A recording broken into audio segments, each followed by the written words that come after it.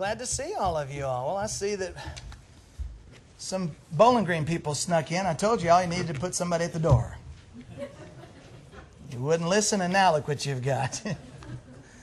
Well, I'm just teasing, of course. It's great to see friends from all over the place. And I'm really thrilled to be here. I'm sorry we just have 2 more nights. We're going to try to make the most of it. We're going to do the things that God has called us here together to do. I'm enjoying our time here with all of you fine folks. I must comment somewhat tonight on the dinner that I ate. We were at the Burnett's, and it was terrible. I would recommend not accepting invitations to that home.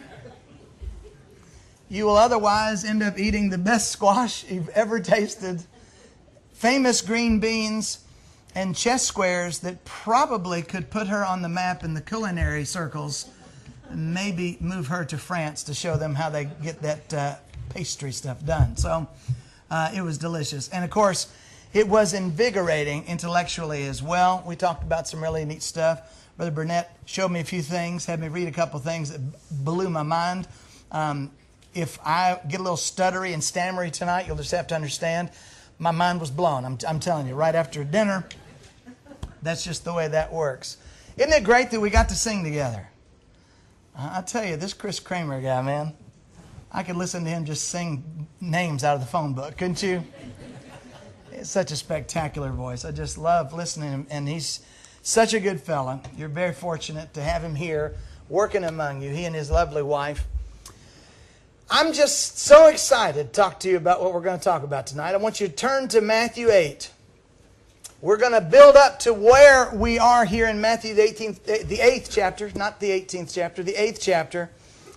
We're going to talk just a little bit about some stuff that comes before this. Because we're asking questions that Jesus asked.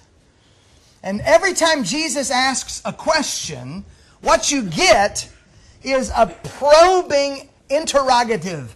Something that somebody is seeking to get past all the soft gray matter that's on the outside to the deep part of your brain and into your heart to see what it is that you're made of. Because what he wants to do is transform us by the renewing of our minds. And he uses words to do that. God could have used any weapon of any arsenal that's ever been formulated, and he uses love and language to get to you and me.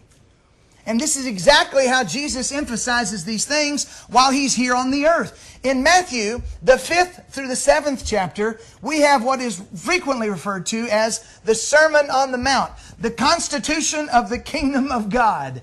This is the mountain message. And I want you to notice the beautiful things that Jesus says there, how he elaborates and explains and details things that were in the law where God was trying to say, look, I want your hearts to function for me. I don't want you just to obey me through rote, ritual sort of robotic activity. I want your hearts. And that's what Jesus is getting through. And he says, if you're going to be in the kingdom of God, you're going to have to think like this. You're going to have to talk like this. You're going to have to behave like this.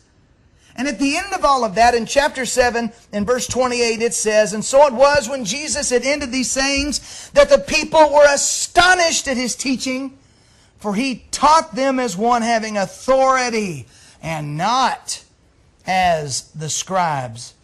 He's demonstrating supernatural wisdom.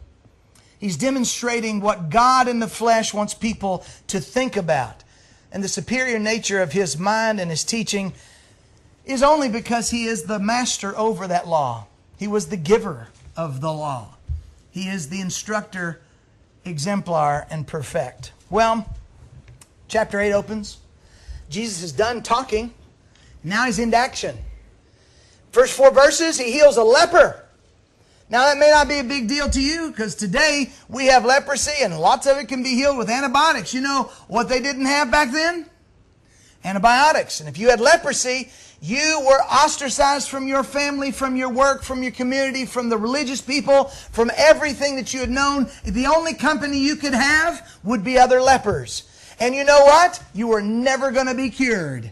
It didn't just go away. And what would happen is your body would erode because the nerve endings would deteriorate, and you'd bump your hand or your foot or other parts of your body against things. They'd be bruised, they'd be damaged, you'd get cut and you wouldn't know it. There'd be all kinds of terrible things that would happen. You could get it in your eye, you could get it on your nose. There are photographs of people who've had leprosy, and it's just eaten the nose right off their face. It's decayed their eyes, and they're just a complete wreck. If you had leprosy in the first century, you were done for.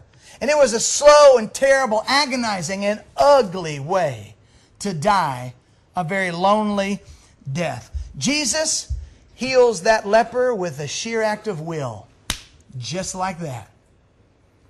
And that would have been really impressive to the people, a sickness that was crippling and deadly to everybody else. A centurion comes to him next, verse 5 through 13. And he says, I've got a servant who I love, who's precious to me. I want you to heal him. And Jesus says, well, let's go. And he says, nope, there's no need for you to go. I understand authority, and it's clear to me you have authority over people. You have authority over disease. You could say he'll get better and he'll get better. And guess what happened? Jesus says, well, you've got what you want. Go your way and he will be made well. And he finds out after he gets home that servant had been made well at the time that Jesus had said that he would. Jesus goes next and he interacts with Peter's mother-in-law. It is super ironic, don't you think, that the first pope had a mother-in-law when all these guys are supposed to be celibate. Anyway, Peter's mother-in-law is sick, and she's very sick. And this is also the kind of sickness that people would have, and you'd be a goner if you got this kind of sick. And he heals her so completely. He heals her so instantaneously that this lady can get up and serve them. Now, have you ever been sick? Like really in bed sick for a day or two? Get the flu? The day you start feeling better, do you say, I know what, let's have a dinner party?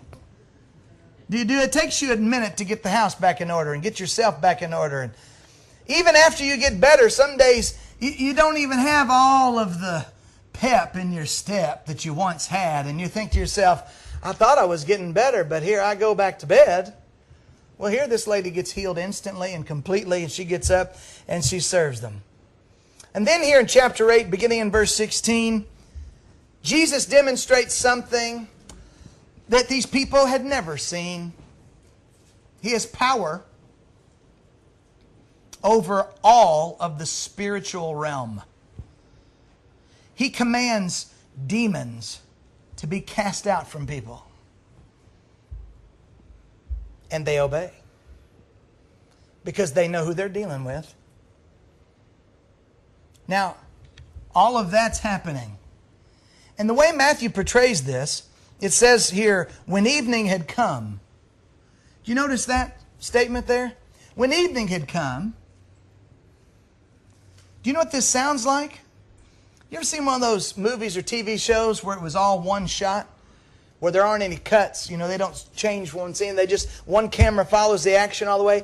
That's kind of what Matthew is trying to show us here. This was kind of like one day in the life of Jesus.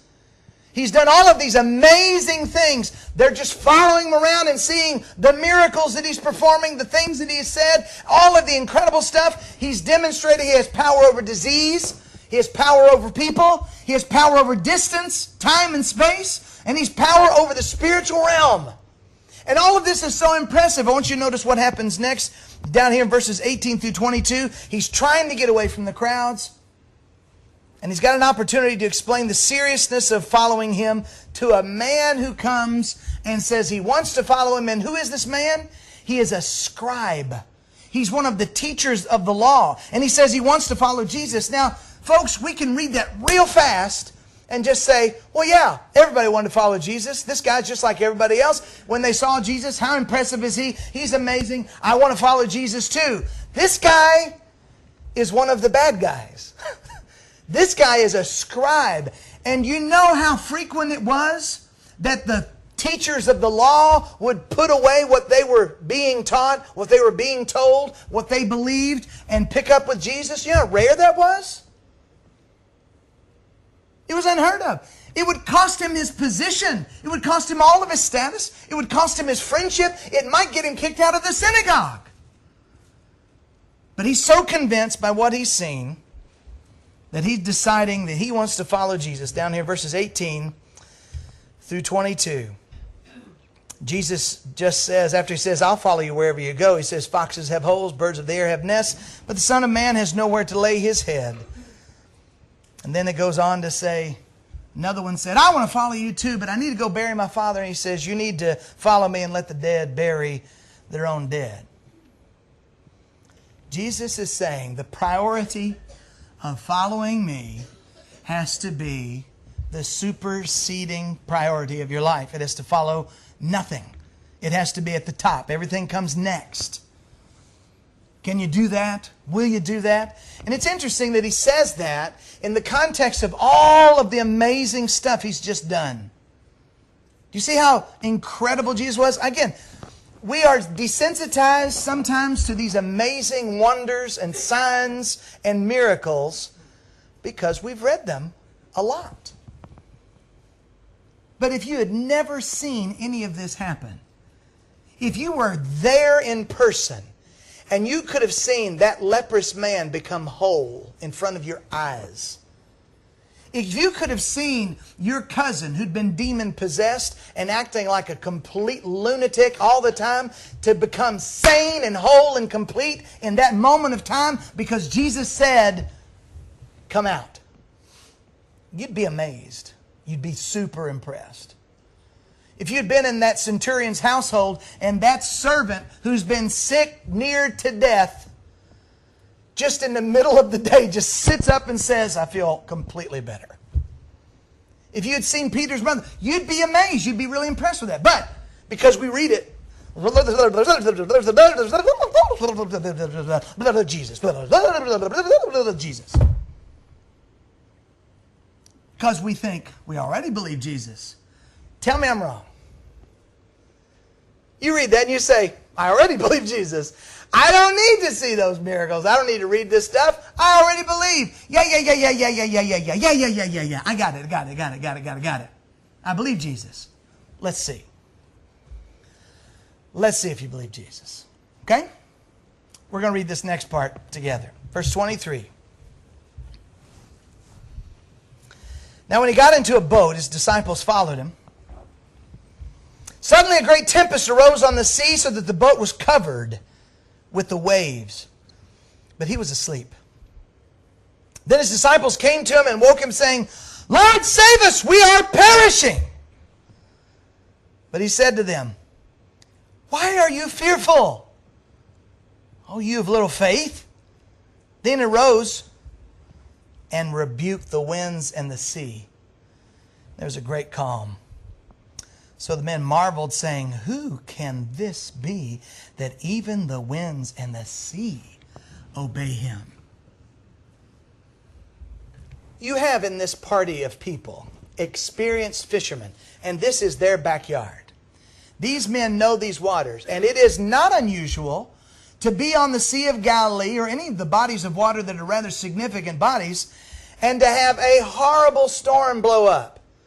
The way the topography of the land and everything is in reference to the other mountainous structures all around there, this kind of storm that was a boat killer and a man drowner, this kind of stuff happened a lot. And so if you are a fisherman and you're on that sea regularly and you see this kind of thing, you know what? You've been through your share of squalls. You've been through your share of storms and being tempest-tossed. And you know sometimes this happens out here. But when these guys are telling you, this one is the end. We're on a boat that's going to go down. We're all going to drown and we're all going to die here. If those men tell you that, you can say, yeah, we're all going to die. So imagine we're all on a plane together. There's enough people here. We could take us a flight to Barbados. How's that sound? Make sure your passport is updated. We get on this plane, and when we get a little shudder, shaky, shudder. After several people pass out and a few people squeak and shriek and make some noises, the captain comes on. He says, "Oh, well, this is your captain speaking. We're experiencing a little turbulence. There's nothing to be concerned about. We've got it all under control up here. Thanks for flying Phil Airlines. Thank you." And he hangs that up. Okay? Some of us will calm down. Some of us will be skeptical because we think they're all trained to say that no matter what's happening. But if your captain comes on and says, sorry, ladies and gentlemen, we're all going to die on this plane here because it's real rough and we're all going to die. That's over and out. Thank you. Would you believe him? I would. I believe that old boy. I believe, if they come on and tell you something like that, I believe he knows better than I do. He's in the cockpit. He's flying the plane. And these men know this water, and they know these circumstances. They know what this is like. And they say, we are perishing. In Mark's account, chapter 4 of Mark, verse 37 and 38, it says the boat was already filling, and they asked, do you not care that we are perishing? We are in the act of dying currently. We're not future scheduled for dying. We are currently in the act of dying. In Luke's account, it says the boat was filling and they were in jeopardy. And the disciples said, we are perishing. We are currently dying. And they said to Jesus, don't you care? Well, what do you think? Do you think he cared?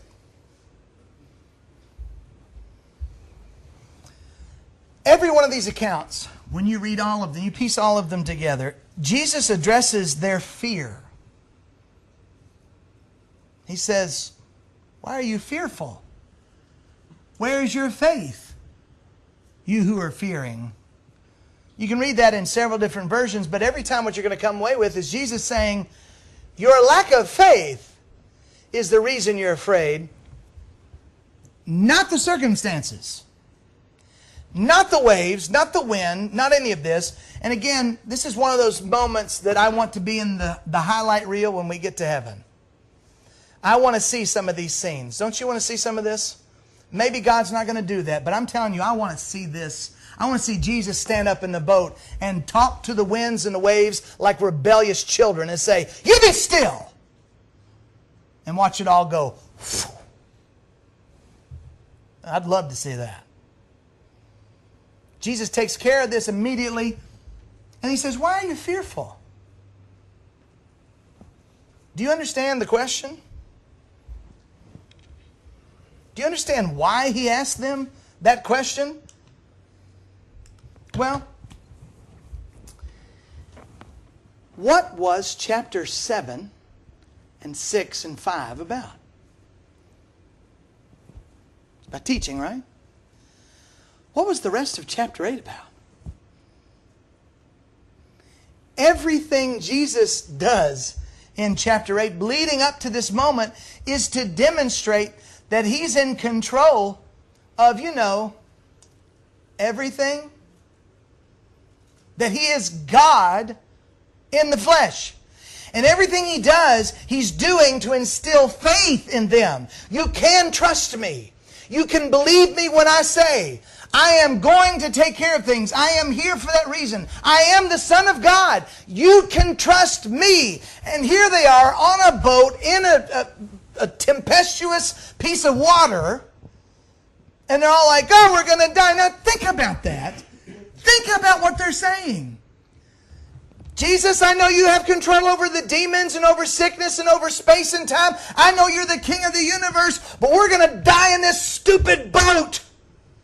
Is this the way you want it to end? Why don't you do something? What does that sound like to you? Jesus, aren't you going to do something? When was the last time you told God he didn't know how he was doing things and he needed some instruction from you? When's the last time you prayed to God and said, hey, know you got your hands full? No, you're pretty busy. But I really think you've missed the boat on this one. You weren't paying close attention. This is the next step you need to take. Here's the thing you should do in this situation, Lord. Better yet, when's the last time God called you up and said, I'll tell you, this whole war thing has got me stumped. What would you do? Oh, I'm glad I caught you at home, Keith. these people who are sick, what am I supposed to do about that? Keith, do you think you could tell me who should live, who should die? Could you just give me a list? I'm really perplexed. I'm having trouble picking. Oh, okay. You just call the other kid. Okay. Hey, Keith, could you tell me? Because Keith Burnett says he doesn't want to make that decision. Can you do that for me, please? Does God call you guys and do that? Did you all know that God doesn't call the elders and ask them advice about how to deal with you? Do you know that? Do you know why that is? Because He knows what He's doing. And He has never not known what He is doing. And He's never been confused. And He's never been perplexed. And He's never been at a loss. Ever. And these men are saying, we're so afraid. We're dying. Now maybe some of them thought Jesus couldn't die in that storm. But they thought they could if they were with Him. What does that mean? What does that mean exactly? So let me ask you this.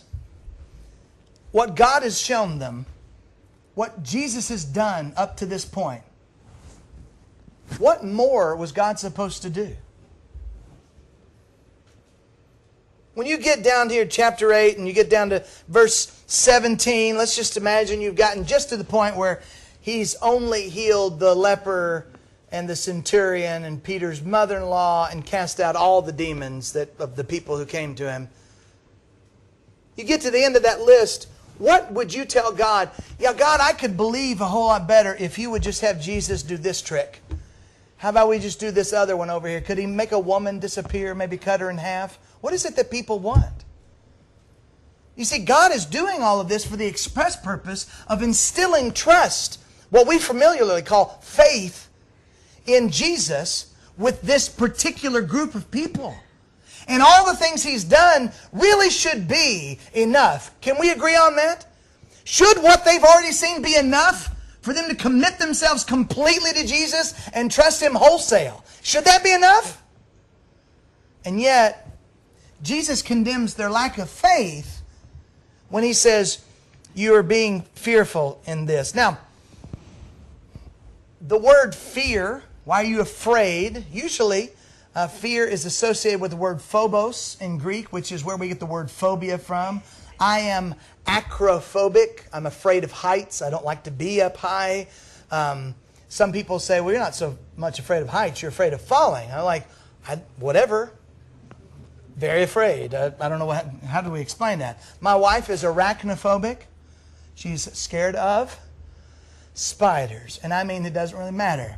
It's this. Where's the spider? Kill it! Was that accurate? I don't want to overdo that. Are you afraid of anything? Some people are agoraphobic. They can't stand to be in agoras, public places. They're afraid of being in sort of public and people. Some people are triskaidekaphobic. They're afraid of the number 13. I don't get that one. Anyway, this is not that word. This word is more often translated as timidity. It's the absence of courage. It's not the fear of something that's rational, fear that could hurt you, could kill you. It's not the fear of something that actually has a legitimacy on the back end of it, that in some circumstances that is actually fatal. This is the word that gets translated as timidity, or sometimes a lack of courage, or more popularly, cowardice.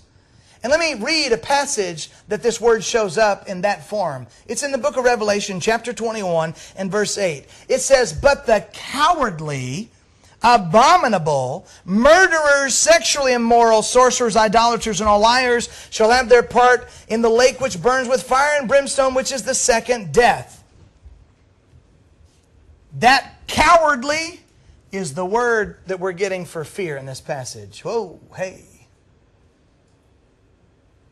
You mean to tell me I could go to hell for being a coward?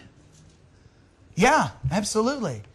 And do you think Jesus is saying we all have to join the military and fight bad people? Is that what He's talking about?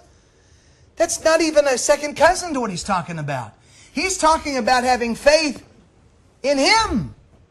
Accepting that what He says is right and true and full and complete and good enough for you. That it's exactly what you need to do. It is all of what you need to do. And it is right now what you need to do. That you have enough faith to let that move you into obedience, because that's what's going to matter in the long run. And if you let cowardice stop you, if you let timidity stop you, you're going to be in jeopardy. Is that frightening? Because our confidence in God is directly reflected in what we do and what we say.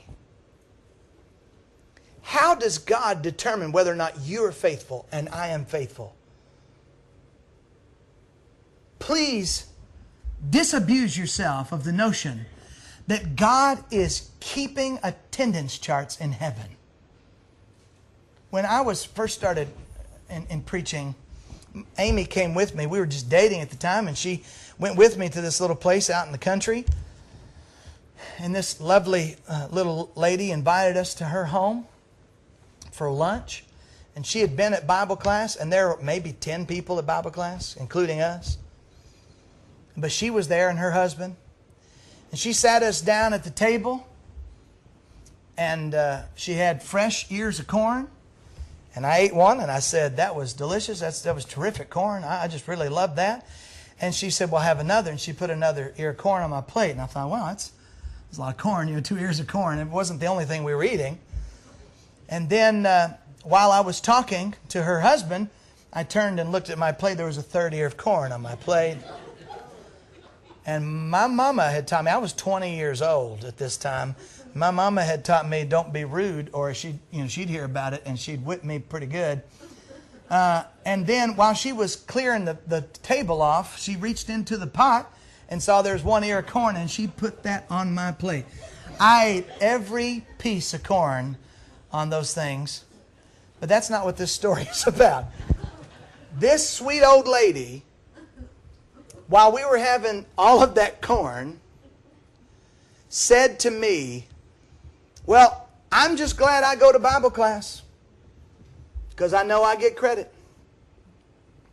And I said, what? And she said, I know I'm getting credit.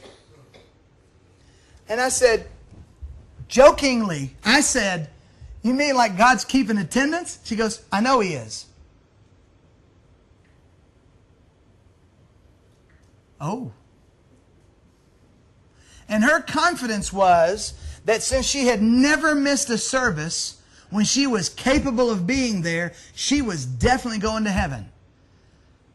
Now, I don't know if she maybe drank whiskey in the background and cussed like a sailor. I have no idea. But I know this lady right here, she was determined that God literally kept attendance records, and that was how He demonstrated to Himself that you were faithful. Now, friends, I'm going to tell you something. Nobody is a bigger advocate of church attendance than Phil Arnold. You should hear me yammer and preach about this business back home. People are sick to death of hearing me talk about it. And all I'm trying to say is, this is how we stimulate one another to love and good works. The passages teach us that. That's the whole point of that passage. It's not to show up. The point is to be stimulated.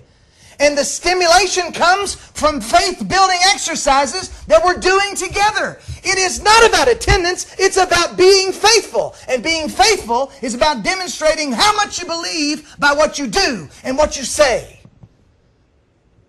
Do you believe Jesus? Do you believe in Jesus? Let's see. This fear, this timidity, this cowardice comes from attachment. It is a fear of loss. We are afraid if we do certain things, if we say certain things to or with certain people, we'll lose them. We're fearful of losing our lifestyle that's attached to our profession. You say, well, I can't talk about religion at work. They sent a memo. They said we couldn't talk about religion at work. Is that what they said? You said, yeah. I mean, be reasonable, preacher. They said I couldn't talk about religion at work. They sent a memo. Oh, okay. You know, there was this guy once. His name was, what was that? Nero. He sent out some memos too. It was murdered Christians because they talked about Jesus at work. And you know what happened? They kept killing Christians and killing Christians and killing Christians. And you know what? It didn't do any good. You know why? Because those Christians in the first century, every time they were persecuted, the church grew. Because those people were ready to demonstrate their faith more so. They believed even harder. They believed more. After some of those people suffered the loss of their lives, they believed more than they had believed previously. But maybe they didn't have memos. Well, the boss met with us the other day, and he was in the break room, and he said, listen, there's been some arguments about religion here, and I just don't want any more of that. There's not going to be any more talk about religion here at this workplace. You all understand me? I would recommend that you turn to Acts 4, Acts 5, and I want you to read the words when those men who are being persecuted by the leaders in their community, and they say, we ought to obey God rather than men. Someone says, well, that's my bread and butter. And this is usually where somebody likes to get kind of hopped up real good and maybe poke the preacher in the chest and say, you better understand where your pay comes from. I'll tell you where my pay comes from. It comes from the satisfaction of doing what God wants me to. Starve me to death and I'll go to heaven. I really don't care. Take all of it away. That's fine. I will find some way to make a living and I'll do it myself or I will die trying.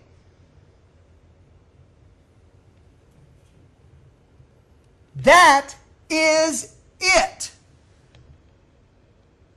But you know, what if they don't promote me because what they know is I'm a stark raving radical Christian. I'm all the time inviting people to come to church and they say, well, we'd move you up the ladder, but nobody below you is going to have any respect for you because all you do is invite them to come to church and they feel like they have to come to church if they want to be in good with you. And if we make you the foreman or the superintendent or whatever, if we make you that, then they're going to feel like they have to come to church. Okay. But we're not going to promote you because of that. Oh, are you not?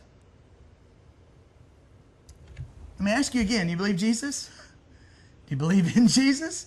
Do you believe Jesus, who had power over the ocean, over the water, over the people, over the diseases, over the spiritual realm, do you believe He has power over your job? Do you think Jesus has power over your income? Do you think He has power over this country? You think He has power over the company that you work for? Oh, we're like, well, I mean, let's be practical. No, let's be faithful.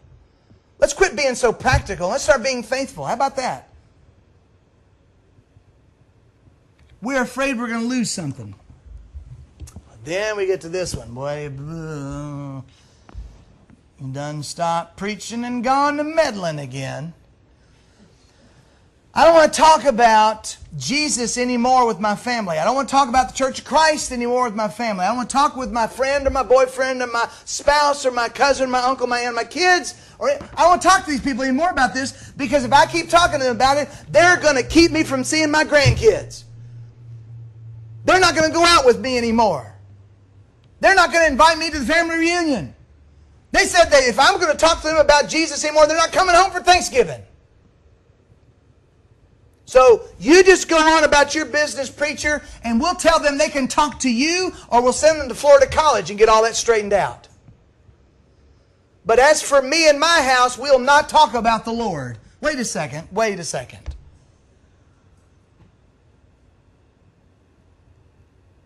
Do you believe Jesus or not? Because he says more about hell than the rest of the New Testament combined. Did you know that? Jesus, the loving shepherd, is the encyclopedia on hell. He describes it in a way that appeals to your five senses. It stinks, it's hot, it's dark, it dries out your mouth, and it is fire unquenchable, and it's a pit of disgusting filth. Now, is all of that literal? Of course not. It's figurative. But what does it figure? You don't want to go there. And you don't know anybody that you want to go there. And the only way to keep from going there is to believe in Jesus. And that means to trust Him completely. That you give Him your whole life. Amy and I picked up on a phrase years and years ago. And we talk about our kids in that way. And we pray about this. That God would prepare somebody for our children to marry somewhere down the line. That He would work on that. And then we talk to each other about it. And we talk to other parents about this. And we talk to our kids about it. We said, our goal is to bury you so deep in the Lord that people have to go through Him to get to you. And we followed that up with a real steady diet of, you got to make your own life, you got to make your own choices. But let me tell you right now, as a 10-year-old, as a 12-year-old, as a 14-year-old, as a 16-year-old, a 17-year-old, 17-and-a-half-year-old, and 17-3/4-year-old, and an 18-year-old, and 19, all the way up to today when they're 21 and 22. If you leave the Lord, you have left me. I will not follow you to do wrong. And I will not encourage you to do it. My children know for a fact, if they leave the Lord, they will not have the same relationship with their mother and me that they have now. And people look at me like I have a piece of wood growing out of my forehead when I talk like that. Well, let me tell you why that is. I'd rather my children go to heaven than any other thing I could have for them. People talk to me about how proud they are of their kids. They're a doctor, they're a lawyer. They make this much money, they've gone to these many places. They lived in this thing, they got that kind of house. They drive this kind of car. They are super impressive in every way. And I say, well, where do they worship? Oh, well, they just, when they come home, they come to church with us sometimes. You mean, no, I mean when they're home where they worship. Do you want some more corn?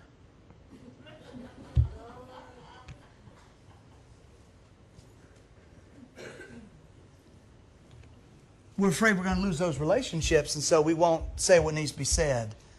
Do you know what that is? That's cowardice. That's having a fear that's preventing you from doing what you know is the right thing to do. That's cowardice. That's timidity. That's the fear that Jesus is talking about here. And what we have to have is courage. Why do you think the New Testament talks quite a lot about encouragement? Encouragement. It's because we are devoid of courage sometimes when we need it.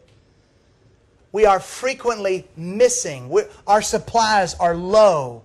And so we're meant to encourage each other. I've got a big vial full of courage. I'm going to stick it right in you. I'm going to tell you, you can do it. You should do it. This is what we're here for. I'm going to give you some more over here. I'm going to give you some. I'm going to give you some.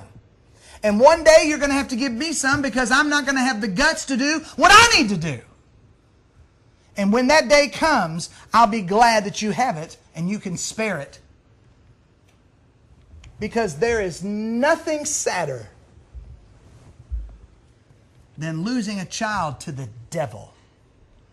Because the people who lose their child in this life have hope to see that child again on the other side. If that child is found in righteousness, if that child has innocence, if that child has forgiveness, you can go to them. But if a child goes to hell, will you follow that child? Would you follow them to do that? It won't be worth it, because what you'll be with won't be what you think it is. We're fearful sometimes that we're going to lose power, self-determination. Do you know what we call that in the United States? freedom. I can do what I want. You can't tell me what to do. I don't like to be told what to do. Well, I suggest you buy an island and make yourself the king or the queen, because that's the only way you're going to get away from it. And even then, you know what you're going to have to do? You're going to have to buy permits and such from other people. You have to pay some taxes, and those people are telling you what to do. Do you got this figured out? You're going to be told what to do the rest of your life. The key is picking the right master. And the master that we're talking about here tonight, he's the master that when you give him everything, he gives you everything you need back. If you give him your children, he'll give those children to you back. If you give him your job, he'll give you your job back. Now, I don't know what form it'll take, but I know he will not let you go hungry. I know he will not let you starve, and he will not let you be naked or unhoused. Now, you may not get rich. You may not have all the little trinkets and toys that everybody else has. You may have to settle on having an iPhone 5. Or, gasp, a flip phone. But you'll have the things that you need. But see, this business about you trying to hold on to some of it. Say, well, Jesus, you take care of the salvation. You take care of the religion. You take care of all that stuff, and I'll take care of the making the money, and I'll take care of the buying the house, and I'll take care of all these other things over here. No, I don't need your help for this. I don't need you on this side of the fence. And what is it he's asking for? You shall love the Lord your God with all your heart, with all your soul, with all your mind, with all your strength. He covers every part of your existence. He says, I want all of you. And until I get all of you, I don't have any of you. You see, because Jesus is either Lord of all, or he's not your Lord at all. Fear defeats the actions of faith. And the actions of faith, well, see, that's what Hebrews 11 is about. We know those people are faithful because God says, in faith, he did. In faith, she did. In faith, they did. Over and over and over again. And he gets to chapter 12 of Hebrews, and he says, since we are surrounded by such a great cloud of witnesses, these faithful people, let us have strength by which we may run the race and finish the course that we have started, looking at Jesus, the author and finisher of this salvation. Let's not get caught up in the sin that so easily entangles us, but let's go forward to where we should be. But fear stops us every time. I'm going to read a handful of passages. John, the 7th chapter, beginning in verse 12. You can write these down. You don't have to read them with me, but you feel free to do that. John 7, beginning in verse 12. There was much complaining among the people concerning him. Some said he is good. Others said, no, on the contrary, he deceives the people. However, listen to this. No one spoke openly of him for fear of the Jews. Do you believe in Jesus? Do you believe Jesus? Do you speak openly of Jesus? Or are you afraid of somebody? John chapter 9, verse 22. The blind man's parents, when they were asked, what do you know about this? What do you know about this guy? What do you know about this situation? His parents said, you have to ask our son. We don't know. They knew everything there was to know about this. They knew who Jesus was. They saw the whole thing go down. But when they denied knowing it, and they said, you have to talk to our son. It says his parents said these things because they feared the Jews, because the Jews had agreed already that if anyone confessed that he was Christ, he'd be put out of the synagogue. In chapter 19 of the book of John, in verse 38, Joseph of Arimathea and Nicodemus, they come and they ask for the body of Jesus. You know, Nicodemus, who came to Jesus by night, they spoke up for him almost a couple of times. But it takes his death to bring them forward. It says, after this, Joseph of Arimathea, being a disciple of Jesus, but secretly for fear of the Jews. Do you believe Jesus? You believe in Jesus? You wouldn't be a secret disciple, would you? Have you been able to keep that a secret? Does anybody know what church you go to? Does anybody know what you believe, what you teach? Have you held it back just a little bit? I go to church. Where you go to church? I go Northside. Northside what? Northside Christian? No. Northside Baptist? No. No.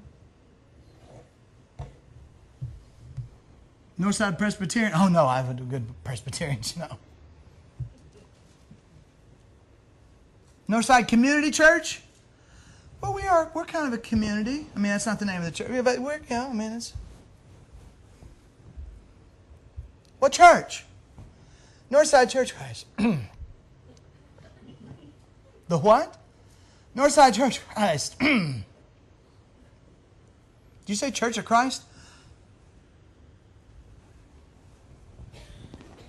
Well, yeah. Church of Christ. I said Church of Christ. There's a Church of Christ. So we're one of the churches of Christ. Church of Christ. Aren't you the ones that think you're the only ones that go to heaven? So, I got a thing in the oven. I got a jet. Don't have time to talk about that right now. Aren't you the ones that y'all don't use musical instruments like some kind of lunatic fringe? Isn't that who you all are? Disciple, but secretly for fear of whom? Even after the death of Jesus, the people who were closest to him, they met secretly. John 20, beginning in verse 19. Then the same day at evening, being the first day of the week, when the doors were shut, where the disciples were assembled, for fear of the Jews. Right now, I could ask this question, and maybe 90% of the men would answer it like this. Nobody! If I said, who are you afraid of? Most of the men, and a few of the women, would say, I ain't scared of nobody. You're a dirty liar. You're scared of people.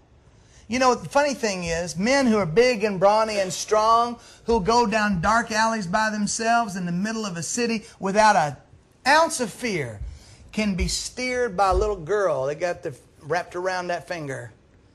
When that little girl says she wants to wear a certain kind of dress, or she wants to go to a certain kind of party, or she wants a little bit of money to go do something he doesn't particularly agree with, but that little girl's got him wrapped pretty tight, and so he just does whatever she wants. He's scared of her. He's scared of losing her. He's scared if he doesn't give her what she wants, she won't love him. He's absolutely scared. Now, he might be able to get out of bed in the middle of the night and beat a burglar to death with a baseball bat, but that little girl's got him cowed real bad. And you know the same thing is true with your grandbabies. You know the same thing is true with your spouse. Well, if every time I talk about it, they get so mad, they don't want to hear. I'm afraid they're not going to. We're all afraid of somebody. Whatever I want to persist in, or whatever I want to retain, or whatever I want to preserve or cling to, prevents me from saying, doing, and thinking what God directs me to say, do, or think. And you know what that is? That's idolatry. That's me deciding something gets my reverence, my fear, my respect over the God of heaven. And there is no good idolatry. When we rationalize these things, we miss out on stuff. And we just develop lives that are filled with fearful anticipation instead of blessing and rich reward. You know what's happening while you're being afraid? God is holding in His hands right now, right this moment, a real, literal human being that you could save. And He's waiting to give you that chance to bring providence into your life so that that person could be in your path. But if you're not willing, if you are afraid, if you've demonstrated you don't have enough faith to do it, that person will not be brought into your life.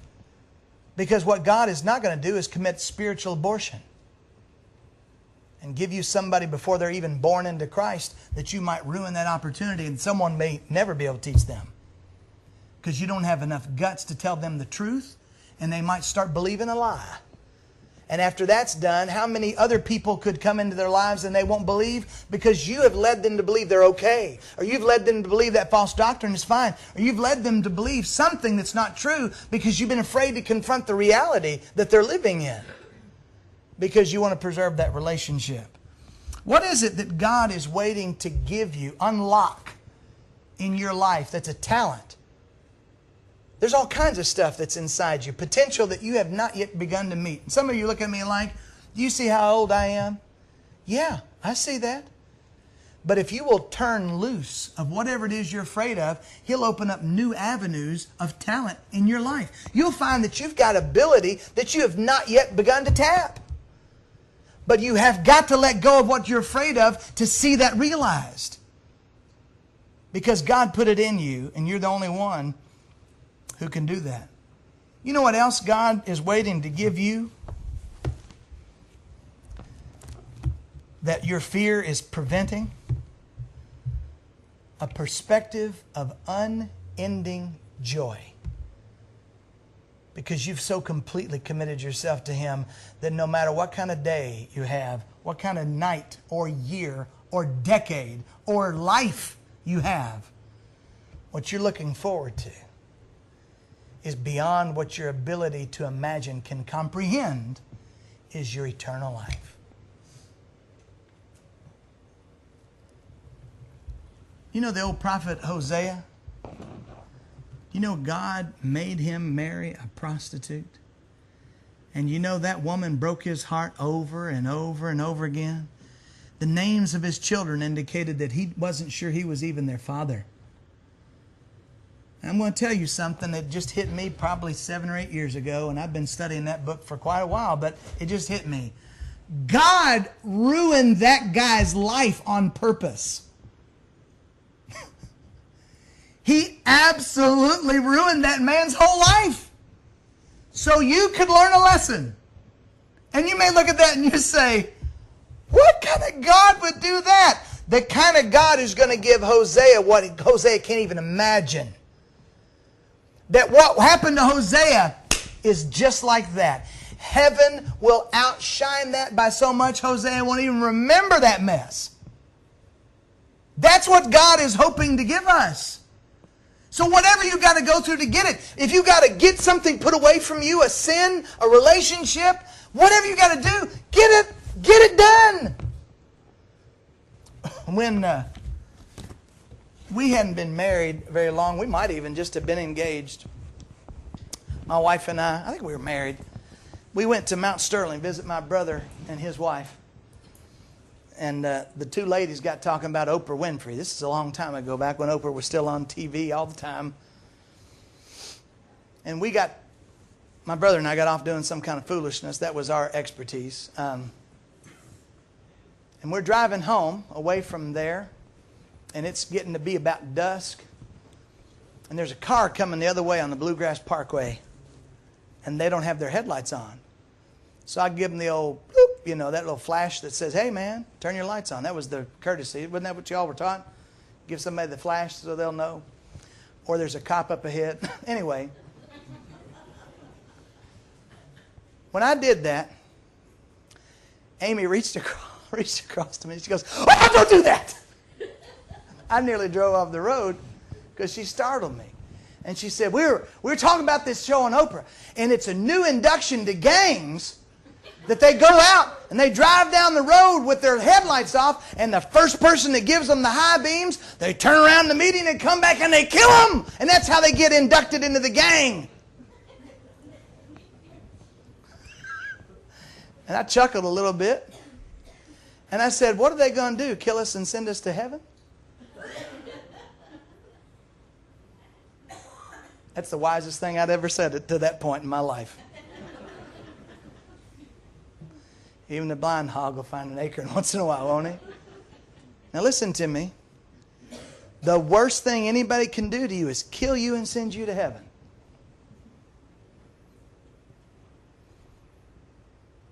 What are you afraid of? You afraid of a little unhappiness? You afraid of a tiff with a good friend or a relative? You afraid you're going to have to look for a new job? You afraid you're going to lose a little money? What are you afraid of? I'm going to ask you to do one more thing. Got one more question for you. I want you to take this question with you. I want you to go ask somebody. See if you can't strike up a conversation at the factory or on the farm or at school or in the office. I want you to ask people what they think the most serious problem is facing our world today. Now there's a puzzler. There's no telling what you might get. What's the most problem serious facing our pig Latin world today? What's the most serious problem our world is facing? Now, I'm going to reiterate maybe what you all remember or don't remember. I want those questions at the end. The reason I put them there is because that's the last thing that you heard me talk about. Because I want you to go do it. I don't feel like I've done anything at all if you don't have something to do. If this doesn't shape in some way the way you came in, that you're not a little bit different when you leave. That's my job. That's why I have come. That you are not the same person that you showed up here. And if I've not done that, my apologies. I'm a mere man. I'm just a mortal. And I'm sorry that I don't have the power of persuasion. I'm sorry I don't have the words to move you into whatever stage that you need to be in. I really wish I did. I wish I had the words. But this is as good as I'm going to get right now. Those conversations lead to more conversations, which lead to Bible studies, which lead to conversions, which leads to salvation, which leads to benefit to the church and people going to heaven.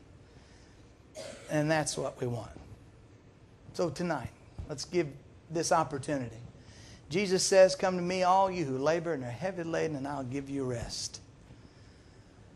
Don't you want rest? Don't you want to be relieved of the burdens of this life that just weigh you down? Don't you want to know that there's something better waiting for you somewhere else? Well, you can have it. And God says you can have it right now. Put your faith in the Lord. Really put your faith in Him. Completely trust Him.